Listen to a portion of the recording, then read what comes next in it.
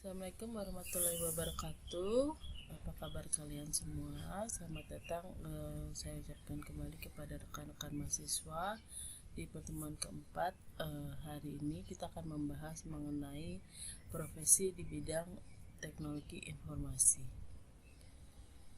Sebelum kita lanjut ke materi profesi di bidang teknologi informasi, seperti yang sudah dijelaskan minggu lalu, ada 4 macam tujuan mengapa manusia itu bekerja. Yang pertama adalah untuk memenuhi kebutuhan hidup, kemudian untuk mengurangi tingkat pengangguran dan kriminalitas, melayani sesama, dan mengontrol gaya hidup. Nah, kemarin kan sudah dibagi menjadi dua ya, pekerjaan dan profesi. Profesi itu bagian dari pekerjaan, namun tidak setiap pekerjaan itu bisa dianggap sebagai profesi. Pekerjaan yang dianggap sebagai profesi jika suatu pekerjaan itu mengandalkan suatu keterampilan atau keahlian khusus yang tidak dapat didapatkan pada pekerjaan-pekerjaan sebelumnya. Jadi profesi itu merupakan pekerjaan yang dilakukan sebagai sumber nafkah hidup dengan keterlibatan pribadi yang mendalam dalam menekuninya. Jadi profesi ini merupakan pekerjaan yang menuntut pengemban profesi tersebut untuk terus memperbaharui pengetahuannya, keterampilannya sesuai dengan perkembangan teknologi informasi. Jadi di sini kita bisa menjawab ya, pertanyaan yang harus dijawab adalah pekerjaan di bidang teknologi informasi tersebut dapat dikatakan sebagai suatu profesi atau tidak. Nah, itu kita akan bahas secara mendalam hari ini. Pekerjaan di bidang teknologi informasi ini dibagi menjadi 3 kelompok. Kelompok pertama adalah mereka yang bergelut di dunia software atau pembuatan perangkat lunak, mulai dari merancang sistem operasinya, merancang database maupun melakukan sistem aplikasi. Pada lingkungan kelompok ini ada beberapa pekerjaan, yaitu sistem analis yang bertugas untuk menganalisis sistem yang akan diimplementasikan, mulai dari menganalisis sistem yang ada, kelebihan, kekurangan, studi kelayakan suatu sistem informasi, dan desain sistem yang akan dikembangkan. Setelah proses analisis dilakukan, kemudian programmer ini mengimplementasikan rancangan sistem analis dalam melakukan pembuatan program, baik aplikasi maupun sistem operasi, sesuai dengan sistem analis yang telah dilakukan sebelumnya. Web designer ini merupakan orang yang melakukan kegiatan perencanaan, mulai dari studi kelayakan, analisis dan desain terhadap suatu proyek pembuatan aplikasi berbasis web.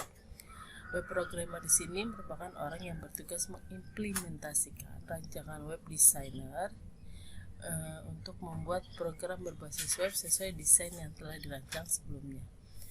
Nah, kelompok kedua dari profesi IT ini adalah yang berkaitan dengan hardware atau perangkat keras. Ada beberapa pekerjaan, yaitu technical engineering atau disebut juga teknisi. Ini merupakan orang yang berkecimpung dalam bidang teknik, mulai dari pemeliharaan, perbaikan perangkat sistem komputer, kemudian jaringan komputer, dan lain sebagainya. Networking engineer ini orang yang berkecimpung dalam bidang teknis jaringan komputer, mulai dari maintenance sampai dengan troubleshootingnya. Kelompok ketiga adalah yang berkecimpung dalam operasional sistem operasi, sistem informasi. Contohnya adalah EDP operator, ini bertugas mengoperasikan program-program yang berhubungan dengan electronic data processing dalam lingkungan sebuah perusahaan atau organisasi lainnya. Sistem administrator ini melakukan administrasi terhadap sistem, melakukan pemeliharaan sistem, melakukan kewenangan mengatur hak akses terhadap sistem, siapa saja yang berhak untuk mengakses suatu database atau suatu aplikasi. Nah, ini dilakukan disetting oleh sistem administrator. Kemudian ada MIS Director, ini merupakan orang yang memiliki wewenang paling tinggi melakukan manajemen terhadap suatu sistem secara keseluruhan, baik perangkat kerasnya, perangkat lunak maupun sumber daya manusia. Untuk mengatakan apakah suatu pekerjaan tersebut dapat dinyatakan sebagai profesi atau bukan, ada beberapa kriteria yang harus diuji. Contoh pekerjaan staf operator ini kan hanya sekedar mengoperasikan ya, tidak memiliki keterampilan atau pengetahuan yang perlu ditingkatkan dalam bidang teknologi informasi. Jadi staf operator ini tidak masuk dalam golongan profesi karena dia tidak membutuhkan latar belakang pendidikan, pengetahuan atau pengalaman tertentu. Adapun seorang software engineer dapat dikatakan sebagai sebuah profesi karena seseorang yang bekerja dengan software engineer harus memiliki pengetahuan dan pengalaman kerja di bidangnya.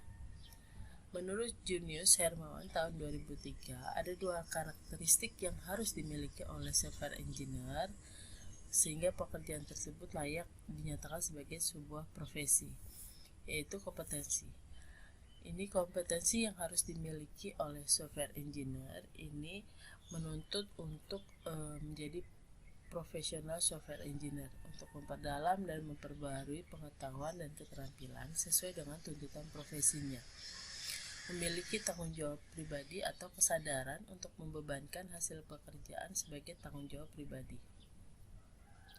Agar dapat melaksanakan tugas dan tanggung jawabnya secara baik, software engineer ini perlu mengembangkan bidang ilmu dalam pengembangan perangkat lunak antara lain bidang ilmu metodologi pengembangan perangkat lunak, manajemen sumber daya, mengelola kelompok kerja, dan berkomunikasi.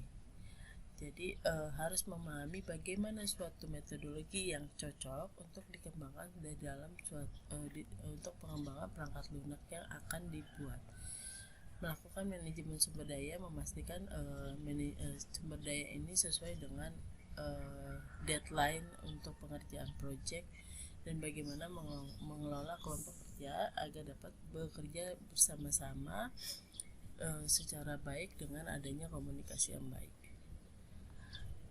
Pemerintah Indonesia juga telah menetapkan pekerjaan di bidang IT sesuai dengan standarnya. Nah, ini standarisasi pekerjaan di bidang teknologi ini mulai diterapkan sejak tahun 1992. Sayangnya klasifikasi pekerjaan ini belum dapat mengakomodasi klasifikasi pekerjaan pada teknologi informasi secara umum. Jadi deskripsi pekerjaan setiap klasifikasi masih kurang jelas dalam membedakan setiap sel pekerjaan. Pegawai negeri sipil yang bekerja di bidang teknologi informasi disebut juga dengan peranata komputer. Ada beberapa penjelasan tentang peranata komputer antara lain sebagai berikut, yaitu pengangkatan pejabat peranata komputer. Jadi pengangkatan peranata komputer ini ditetapkan oleh Menteri, Jaksa Agung, Pimpinan Kesetariatan Lembaga Tertinggi atau Lembaga Tinggi Negara, Pimpinan Lembaga Pemerintah Non-Departemen, dan Gubernur Kepala Daerah tingkat 1.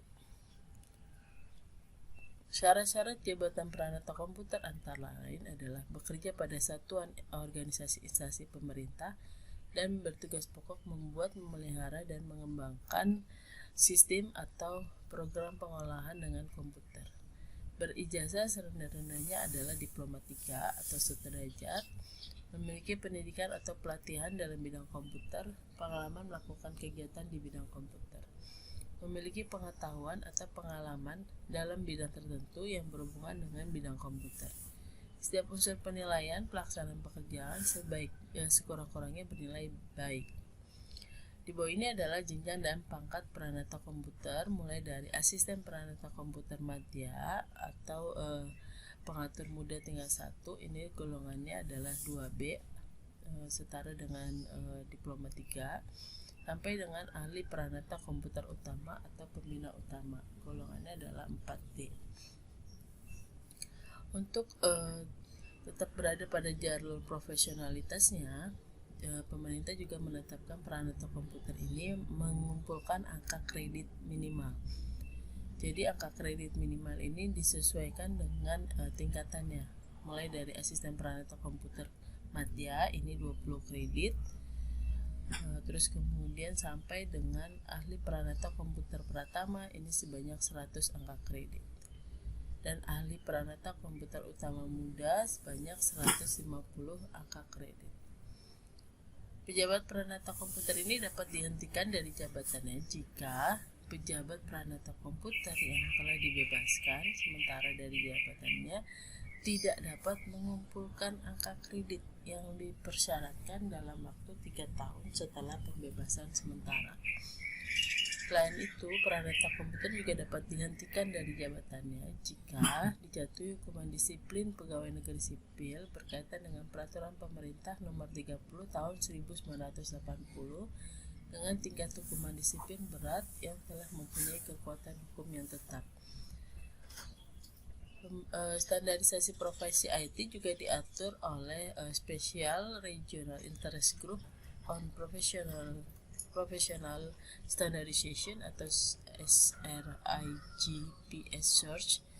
Nah, Search ini adalah Southeast Asia Regional Computer Confederation. Ini merupakan badan himpunan profesional IT yang terdiri dari 13 negara. Nah, Search ini dibentuk pada tahun 1978 di Singapura oleh 6 ikatan komputer dari beberapa negara, antara lain Hong Kong, Indonesia, Malaysia, Filipina, Singapura, dan Thailand. Indonesia merupakan anggota Search yang aktif berturut-turut dalam berbagai kegiatan yang dilaksanakan oleh Search. Yang Search ini mencoba merumuskan standarisasi pekerjaan dalam dunia IT dengan mempertimbangkan dua hal, yaitu jenis pekerjaan dan tingkat keahlian ataupun tingkat pengetahuan yang dibutuhkan. Beberapa kriteria menjadi pertimbangan dalam mengembangkan klasifikasi job ini, yaitu cross country, cross enterprise applicability.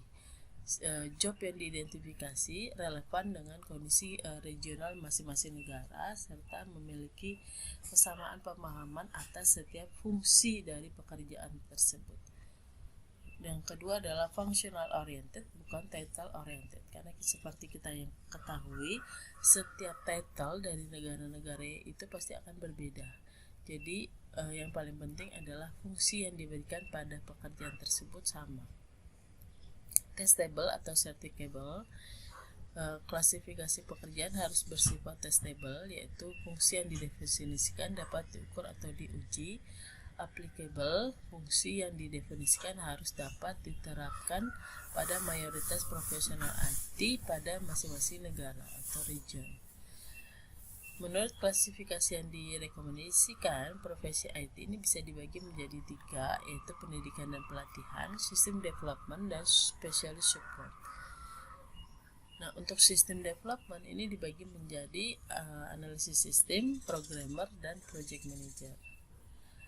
Setiap jenis pekerjaan memiliki 3 tingkatan, yaitu supervise, moderately supervise, independent managing.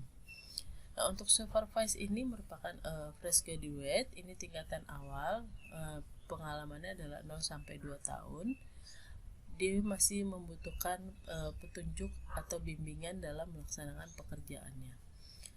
Yang kedua adalah moderately supervise, ini tugas kecil dibebankan oleh mereka, tetapi masih dibutuhkan bimbingan untuk tugas yang lebih besar. Pengalamannya adalah 3-5 tahun. Yang ketiga adalah independen, ini memulai tugas tidak membutuhkan bimbingan dalam pelaksanaan tugas. Sekian untuk materi hari ini, terima kasih. Kita akan lanjut ke sesi diskusi pada pertemuan selanjutnya. Wassalamualaikum warahmatullahi wabarakatuh.